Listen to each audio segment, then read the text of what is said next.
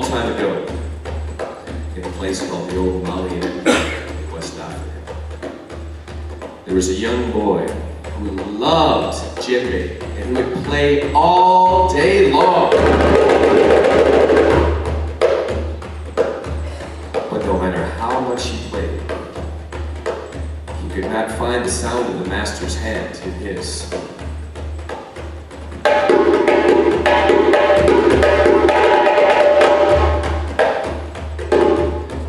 So he began to think about it. He thought, well, I don't know why I cannot find the sound of the master's hand in mine, but I know what it must be.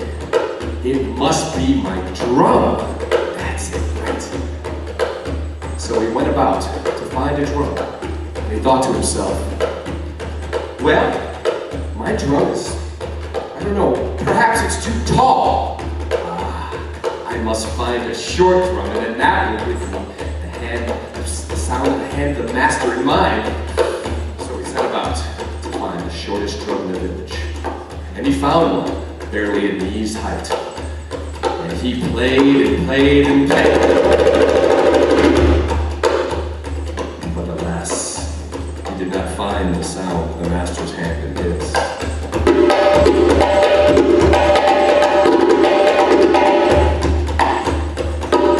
So he thought to himself, well, okay, see, obviously this short drum is not doing it for me, so, well, I look at my drum, I think, okay, I must need a taller drum. That will allow me to have the sound of the master's hand in mind. That I know it will be. So the boy set about to find the tallest drum in the village. He found one, so tall he had to stand on a chair to play it. And he played and played and played. But alas, he did not find the sound of the master's hand in his.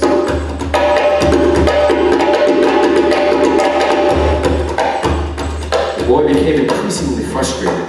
He thought to himself, what could it be? What could it be? Why can't I find the sound of the master's hand in mine? Finally I found out. I know what it is now. I must get a djembe that's very, very wide. That'll be it. I will be able to find the sound of the master's hand in mine. So the boy set about to find the widest djembe he could find. And he found it. So wide that he could lay down under the sun himself in the African sun every night. And he played and played and played. But alas, he did not find the sound of the master's hand in his.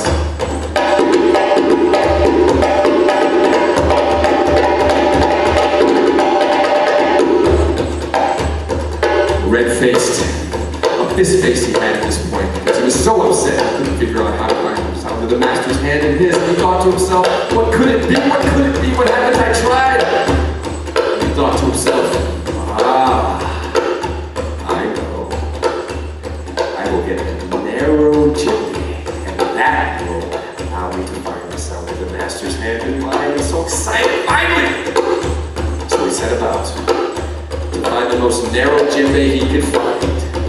And he found one. He could cover the top with his palm, it was so narrow. And he played and played and played. But alas, he did not find the sound of the master's hand in his.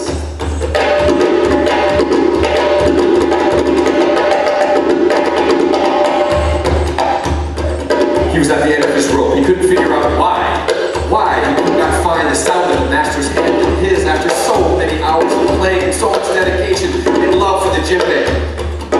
Then he had a very, very, very naughty thought. He thought, well, I will go steal the master's drum. And then I will find the sound of the master's hand in mine. Definitely.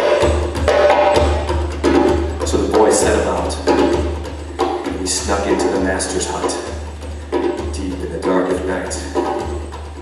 And he took the master's djembe, and he snuck out of the master's hut.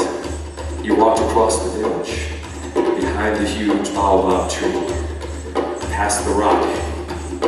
And he played and played and played. But alas, he still did not find the sound of the master's hand in his. Well, the master was awoken by the sound of his own drum playing in an accent he did not recognize. He thought, how can this be? And he followed the sound out of his hut, across the village, behind the baobab tree, behind the rock. He found the young boy, seeing him with his djembe. And he asked the young boy, why have you not asked me to play my djembe? And the young boy replied, I'm sorry, master, I love djembe so much, and I've been studying for so long, I can't get the sound of your hand in mine. Well, did taking my drum and using my drum give you the sound of my hand in yours? And the boy said, no. So the master went back to his hut, and he got a dusty, moth-eaten, flea-bitten, nasty old misshapen djembe, and he gave it to the boy. And he said to the boy, you must play this djembe and this djembe alone until you find the sound of my hand in yours. So the boy left, and many seasons passed, many harvests, many naming ceremonies, until one day, in the late dark of night, the master was awoken by the sound of his own hand. Well, he thought this was very, very curious indeed. How could he be woken by the sound of his own hand? Well, he got up out of his hut, and he went across the village, past the baobab tree, behind the rock, and he saw on a small hill on the edge of the village a young man playing a djembe, a dusty, moth-eaten, flea-bitten, misshapen djembe. To realize that must be the young boy. He walked up to the young man, and he said to him, how is it that you have now found the sound of my hand in yours? And the young man said to him, I understand now, master. I understand that it wasn't the drum. It was never the drum. It was practice. It was dedication. It was time. And that's all it was. Pleased, the master went back to his hut. He grabbed his djembe